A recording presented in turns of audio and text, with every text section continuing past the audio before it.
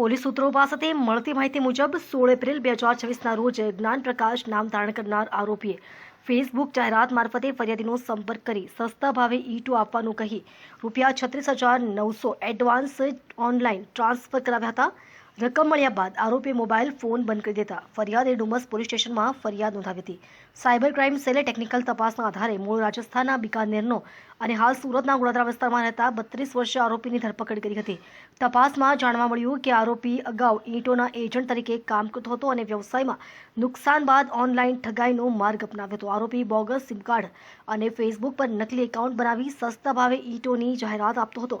ગ્રાહક ઓર્ડર આપતા તે અસલી ભઠ્ઠા માલિકો પાસેથી માલ મોકલાવતો, પરંતુ ગ્રાહક પાસેથી મળેલી રકમ ભઠ્ઠા માલિકને ચૂકવવાના બદલે રોકડમાં ઉપાડી ફરાર થઈ જતો હતો। આ રીતે તે ગ્રાહકો અને ભઠ્ઠા માલિકો બંનેને છેતરતો હતો। પોલીસ તપાસમાં આરોપી સામે ડુમસ ઉપરાંત સિંગણપુર, પાંડેસરા, ઓલપાડ અને ડાંગ જિલ્લાના વઘઈ પોલીસ સ્ટેશનમાં પણ છેતરપિંડી અને આઈટી એક્ટ હેઠળ ગુનાઓ નોંધાયેલા હોવાનું સામે આવ્યું છે। સાયબર ક્રાઇમ સેલે તમામ ગુનાઓનો ભેદ ઉકેલી આગળની કાર્યવાહી હાથ ધરી છે।